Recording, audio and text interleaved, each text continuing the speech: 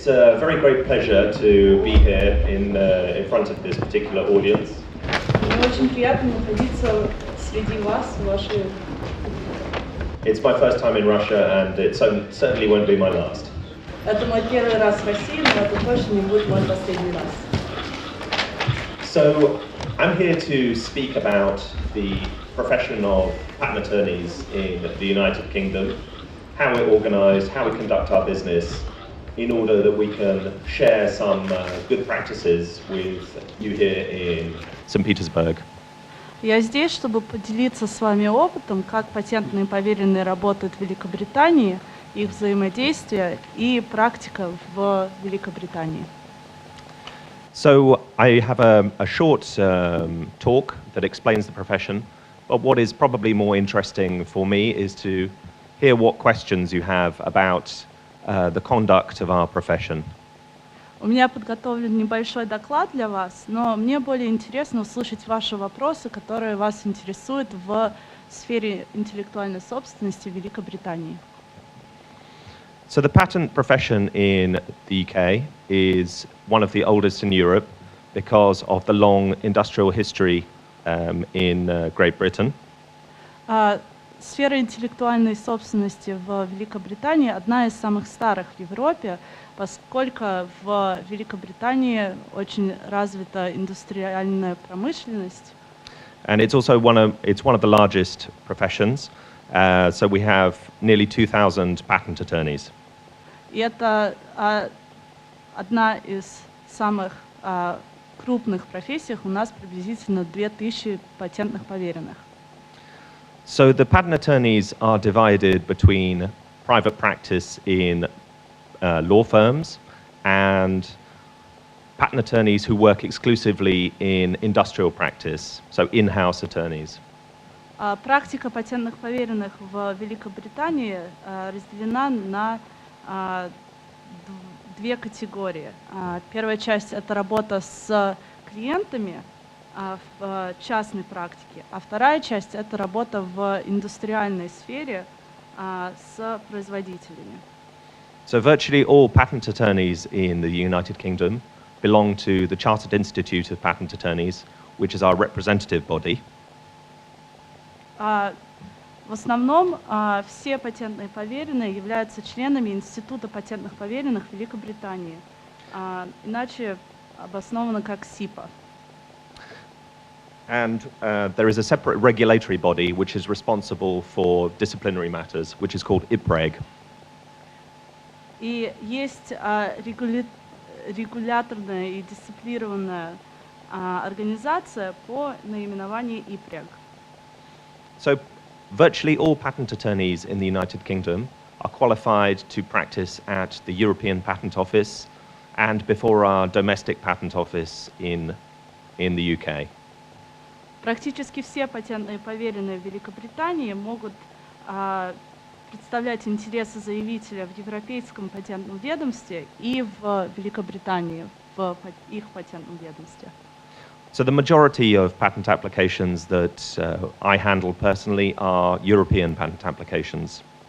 Большинство патентных дел, которыми я занимаюсь, являются работы, которые подаются в Европейское патентное ведомство. So the work in private practice divides itself between direct client work, representing UK or other European clients, and agency work, which is handling the European aspect of international applications for overseas clients. Работа в частной практике также делится на две части. Работа или с заявителями, или в европейских странах, или в Великобритании. А вторая часть — это работа с другими патентными поверенными из других стран и работа в патентном ведомстве Великобритании. So it is compulsory to have professional insurance if you are practicing as a patent attorney in the UK. Все зарегистрированные патентные поверенные, которые занимаются частной практикой, необходимо иметь соответствующий уровень страхования. And virtually all such insurance is provided through a mutual scheme, which is run and administered by patent attorneys. И обычно это все производится через одну организацию для патентных поверенных в Великобритании. So historically, claims of negligence against patent attorneys run at very low levels compared to lawyers and accountants and other similar professions. Исторически в Великобритании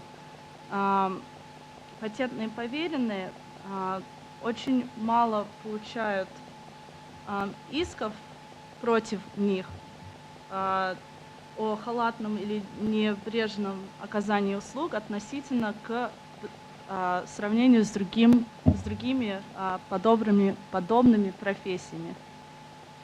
So the professional work of a patent attorney, as I believe is the case in Russia, involves all aspects of obtaining and advising on clients' intellectual property and third-party intellectual property. Работа патентных поверенных в Великобритании, так же как, скорее всего, в России, охватывает все аспекты получения и прав на патенты и соблюдения этих прав. So we spend a lot of time drafting and prosecuting domestic and international and overseas patent applications. Соответственно, мы проводим большую часть нашего времени в нашей практике, составляя заявления на патенты в Великобритании и в других юрисдикциях. We also spend a substantial amount of time establishing whether our clients' products will infringe any third-party rights and advising them accordingly. Также мы проводим большую часть нашего времени, консультируя наших клиентов, если они нарушают право каких-то других третьих лиц. It's also very common to seek to invalidate competitors' patents, and this is very cost-effectively done at the European Patent Office by means of an opposition procedure. Также можно аннулировать действия в патентах через патентное ведомство Великобритании. So there are two main forums for litigating patents in the United Kingdom. Есть два основных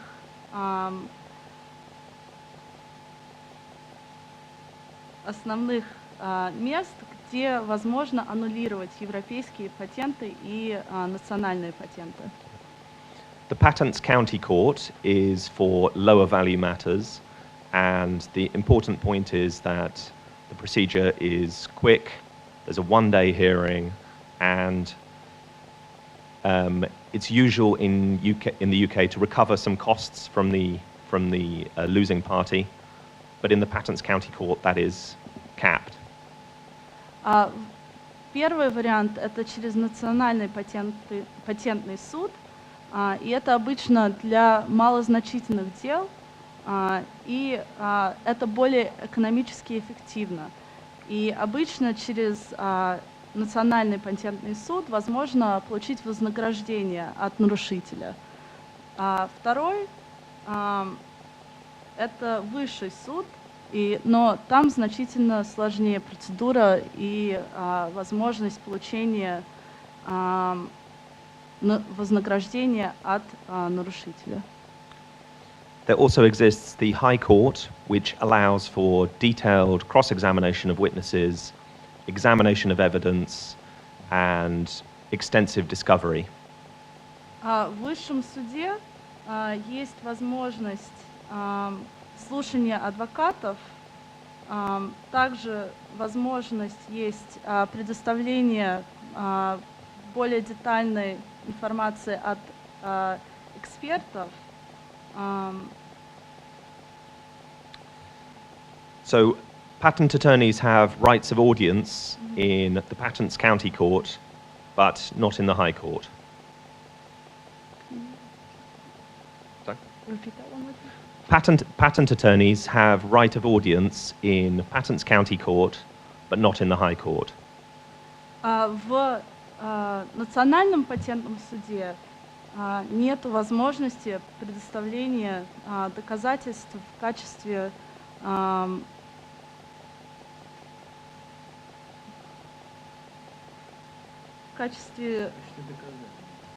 доказательств, документы и так далее. Но, однако, есть возможность такое в высшем суде.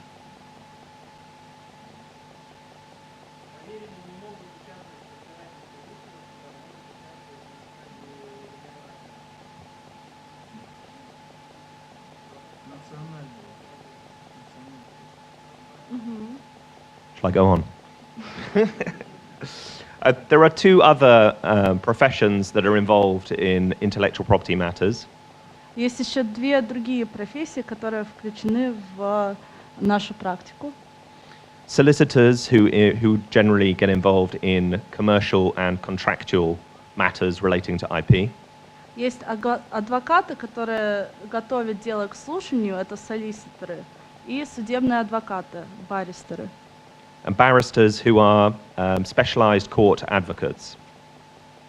И баристеры — это специализированные юристы в судебных разбирательствах. Patent attorneys also become extensively involved in technology transfer. Патентные поверенные также очень часто могут заниматься предоставлением прав другим лицам.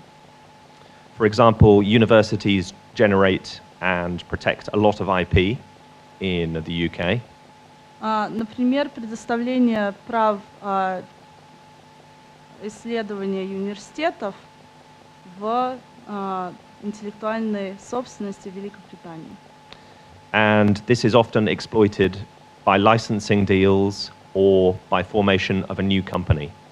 И это обычно сделано путем лицензионных договоров или основания новой компании для этих лиц. So the two main sources of patent law in the UK are the European Patent Convention. Есть два основных права, которые относятся к источнику прав в Великобритании. And the United Kingdom Patent Act.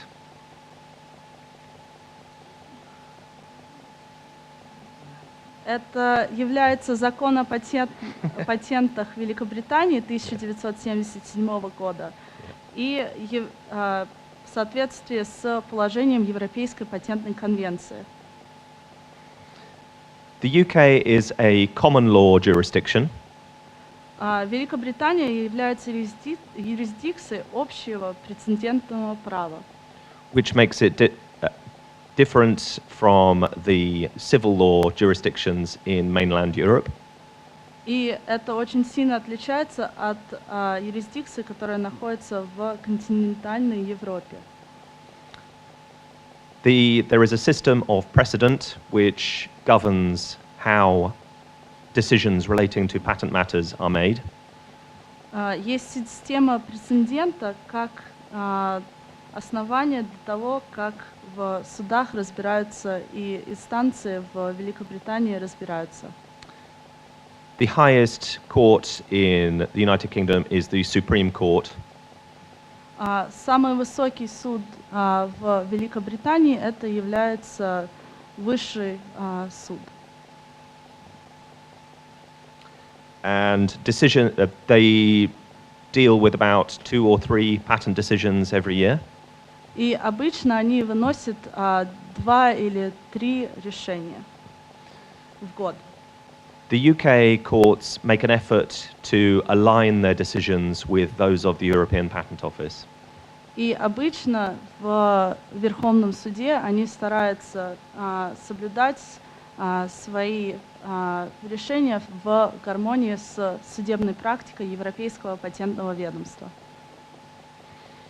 So the scope of patent protection in the UK is governed by the claims. И, соответственно, в Великобритании судебная практика зависит от формулы изобретения в основном. The key question is, what would the skilled person have understood the language of the claims to mean?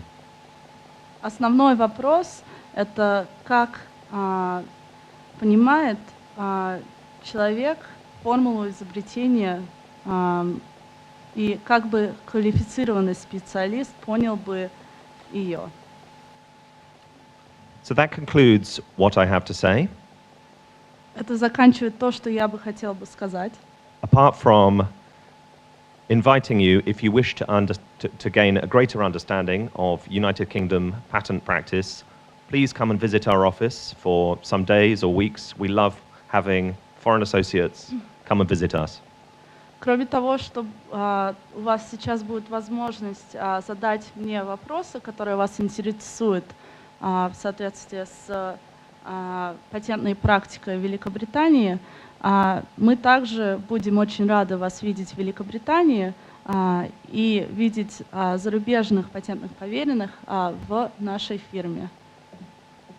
So if there are any questions, I would be happy to try and answer them. Так, пожалуйста, коллеги, вопросы задавайте. Ну, чтобы все понимали по-русски, и Ангелина, которая нам помогает, переведет.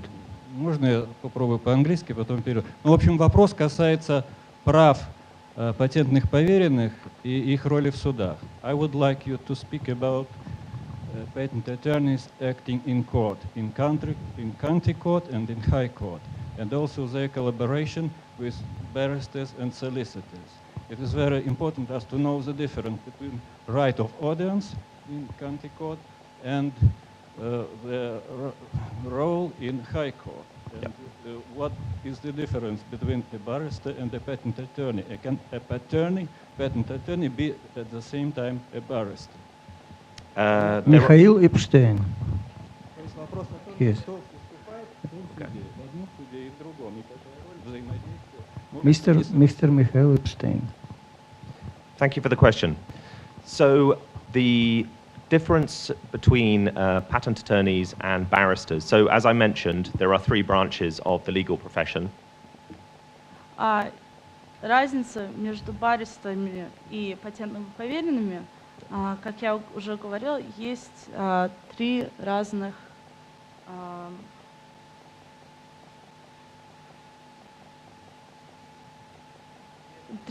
категориях, да. So patent attorneys have rights of audience in only the patent county court. Патентные поверенные имеют право предоставлять интересы So only they can represent clients, speak in court and represent clients directly. Они могут только предоставлять интересы клиентов, патентным поверенным, в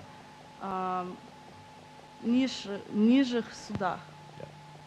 So, and in the High Court, only barristers have the right to address the court because they have a special training in court advocacy. В высших судах только баристеры имеют возможность предоставлять интересы клиентов. So, at the European Patent Office, patent attorneys also are entitled to make representations.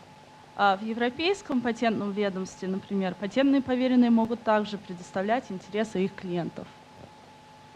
So the difference between the High Court and the County Court разница между высшим судом и национальным судом, is that the High Court is generally preferred for high-value matters, so in excess of several $1 million.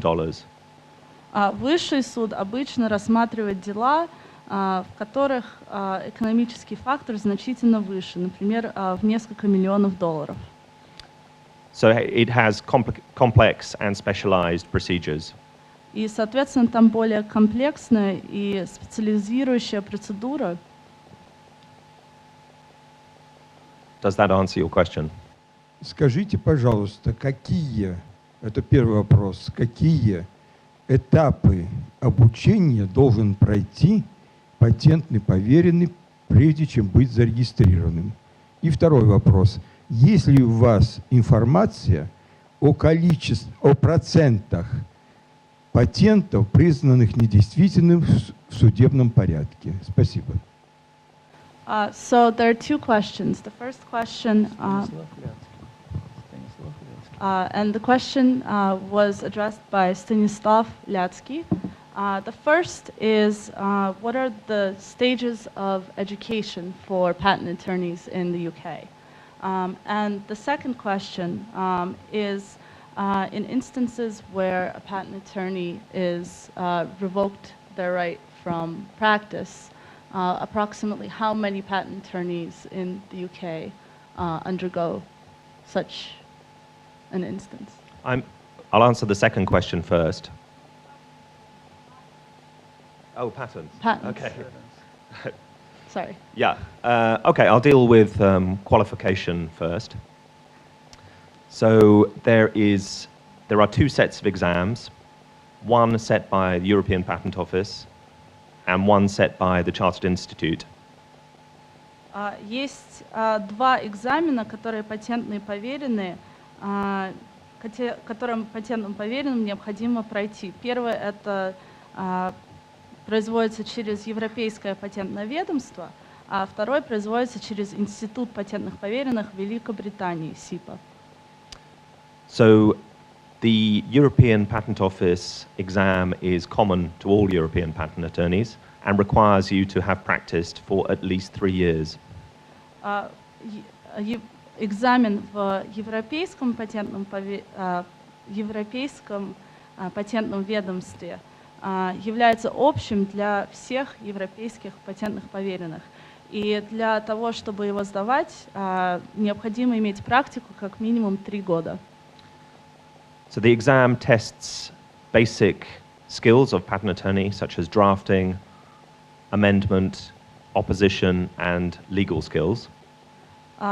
Экзамен патентных поверенных включает в себя базовые знания патентных поверенных, в том числе и составление формулы и самого изобретения, и также в возражениях и оппозиции. The pass rate is very low. Количество людей, которые сдают экзамен, очень низкое. And generally each year less than 40% of candidates pass the exam. Обычно меньше, чем в каждом году, обычно меньше, чем 40% кандидатов сдают этот экзамен. The UK exam is also quite challenging. Экзамен в Великобритании также достаточно сложный. And the pass rate is generally less than 30%. В Великобритании обычно количество процентов кандидатов, которые сдают экзамен каждый год, является 30%. But you can take it more than once. Но можно сдавать этот экзамен больше, чем один раз. So it's an exclusively graduate profession. Это эксклюзивная профессия для выпускников. And you need a technical degree to join. И необходимо техническое образование для того, чтобы стать патентным поверенным в Великобритании. So turning now to the second question. Теперь я отвечу на второй вопрос. The proportion of European patents that are opposed is approximately 5%. Количество патентов, которые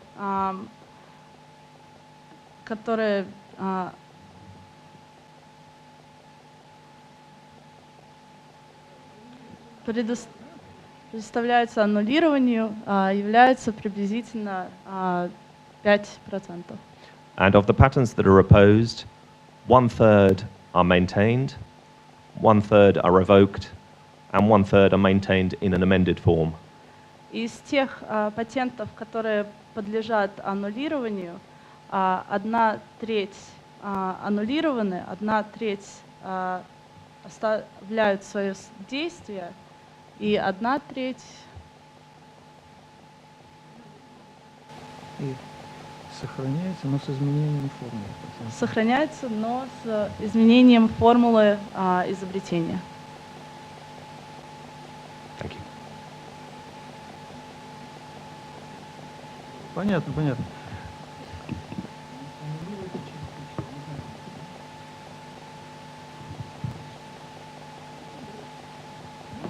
Так, сейчас, подождите. Вот сначала Светлана Олеговна, вы хотели задать.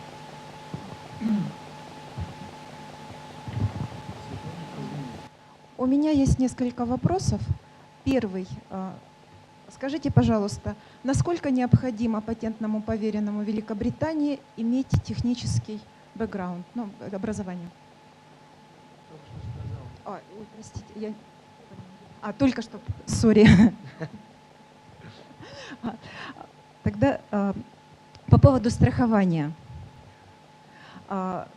Скажите, пожалуйста, какова сумма страховки, вот если патентный поверенный индивидуально осуществляет свою деятельность, и какие виды рисков страхуются?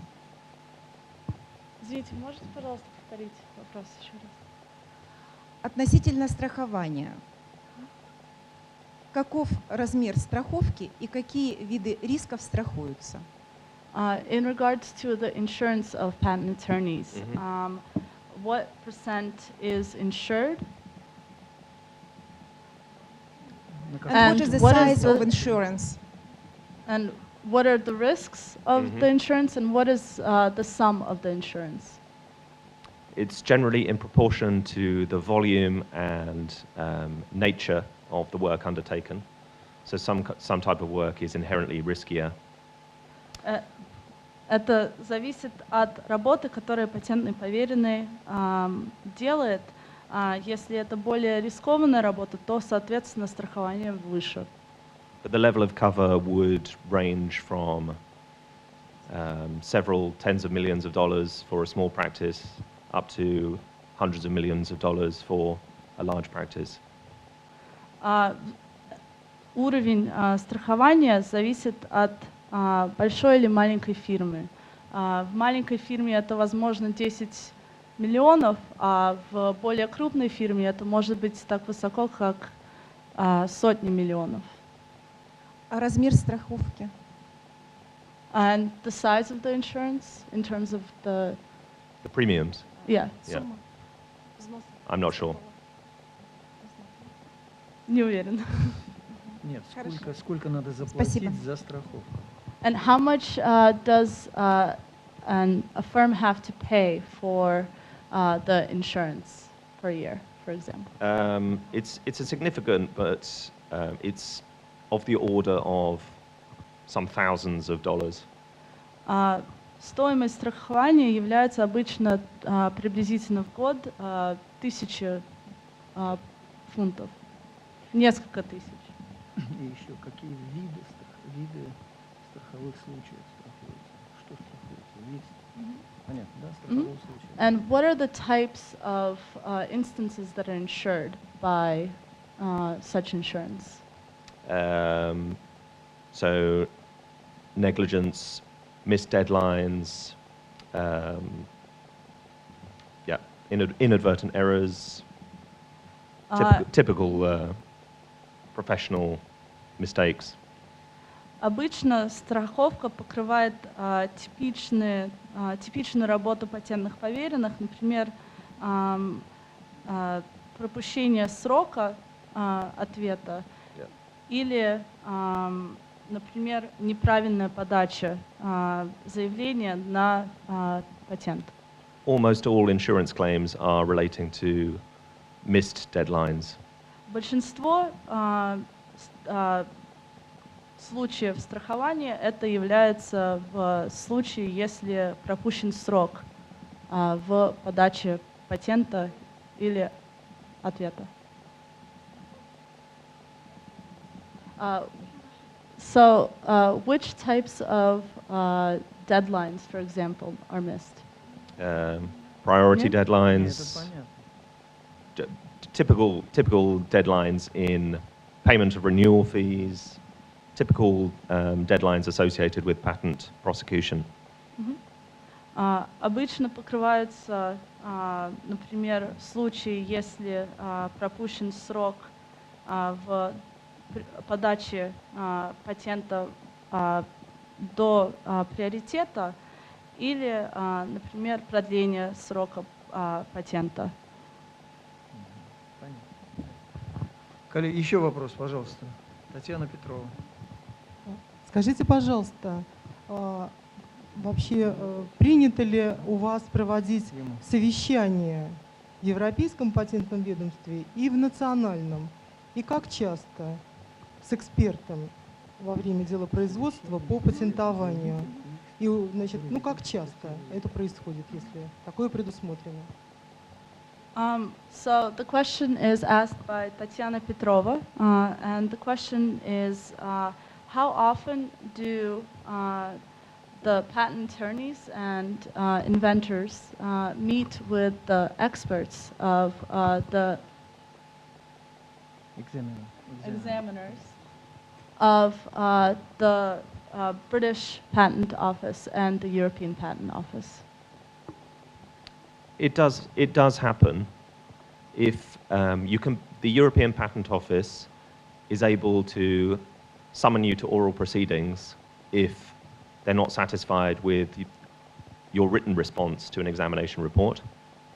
Это иногда случается в том случае, например, в Европейском патентном ведомстве, если эксперт не удовлетворен ответом, письменным ответом патентного поверенного. В том случае он вызывает это в устное слушание. And at these oral proceedings, it is frequently helpful to have the inventor in attendance. В таких слушаниях очень полезно иметь изобретателя вместе с патентным поверенным, чтобы объяснить более подробные детали изобретения. But it's fair to say the procedure is less extensively used than at the USPTO. Но важно отметить, что эта процедура менее распространена в Великобритании, чем, например, в патентном ведомстве США. Еще вопрос, пожалуйста. Глава патентного ведомства выбирается или назначается? So this question is posed by Vera Mardvenova, and the question is about the head of the British Patent Office. So is the head of the British Patent Office elected or assigned? They're assigned. It's a civil service role. So the president of the European Patent Office is elected, but the president of the UK Patent Office is it's a government post, and it's assigned.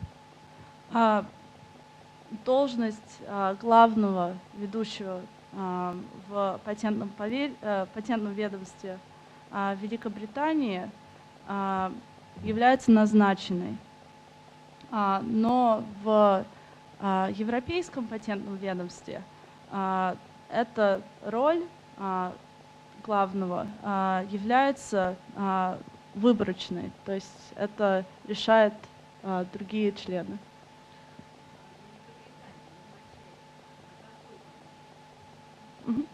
And what is the term that the head of the British Patent Office is assigned?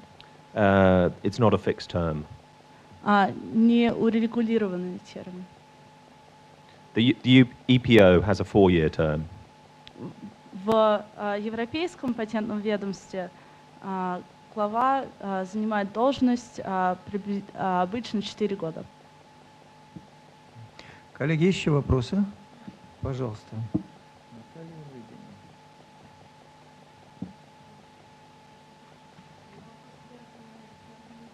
А можно микрофон, Наталья Алексеевна?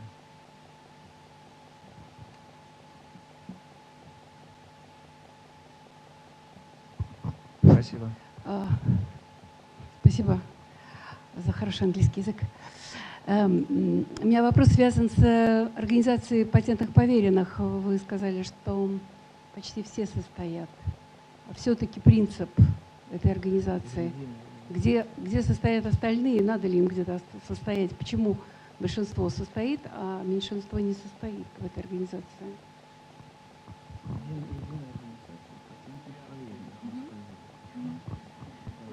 Все ли там состоят? А если кто-то не состоит, почему все ли патентные поверенные состоят в этой организации? So the question is about the organization of patent attorneys in the UK and in Europe. So do all patent attorneys, are all patent attorneys involved in the organization? And if not, why are some not involved? And what is the approximate percentage of those involved? So all professional representatives at the European Patent Office have to belong to the European Patent Institute, which is the pan-European organization. Все европейские патентные поверенные должны являться членами Ассоциации европейских патентных поверенных. А в Великобритании? And in the United Kingdom? In the United Kingdom, 95% of patent attorneys belong to the Chartered Institute. 95% патентных поверенных принадлежат и являются членами чартной организации. It is, however, possible to simply be a registered patent attorney. Но, однако, есть возможность быть просто зарегистрированным патентным поверенным, не членом организации. So very few people are not members of the professional body. То есть такого обязательного членства нет, да? Обязательного членства нет, спросите. So is it mandatory for patent attorneys to be part of the chartered organization? The Chartered Institute, it's not mandatory, but it's virtually universal.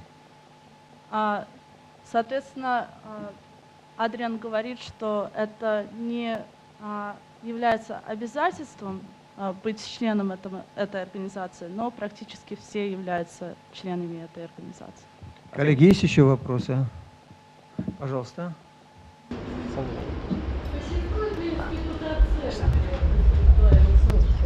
Как с этим связаны патентные поверенные? Сейчас микрофончик. Существует ли институт оценки интеллектуальной собственности и связаны ли патентные поверенные с этим? Are there individuals that appraise the cost of inventions in the United Kingdom? Is this relating to the value of inventions? The value, yeah, the value of the inventions. Yes, there are. There are people who have expertise in valuation of IP, and when you are seeking investment, then it is necessary to have the value of the intellectual property accurately assessed, or the potential value allowing for risk. Да, в Великобритании существуют оценщики интеллектуальной собственности, и это очень важно для изобретателей, чтобы правильный специалист оценил стоимость их изобретения и адекватно объяснил стоимость их изобретения. Инвестицию. Пожалуйста, еще вопросы, коллеги? А вот есть еще, да.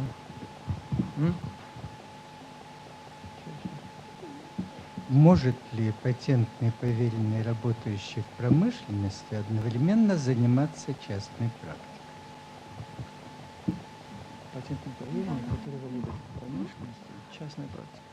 Is it possible for a patent attorney who works in the industrial sphere to also practice in the private sphere at the same time? In principle, it is possible. Это в принципе возможно, But issues of conflict of interest would usually prevent it. но вопрос конфликта интереса обычно не предоставляет такую возможность патентным поверенным это делать. Понятно, спасибо. Есть еще? Так, вопросов больше нет. Я благодарю от имени всех присутствующих Адриана Брэдли. Thank you very much. Вот, за то, что So everyone in this room would like to thank you for giving a presentation on patent practice in the UK. Thank you very much for the opportunity. It's been a real pleasure. Спасибо большое за возможность. Это было очень интересно. Спасибо.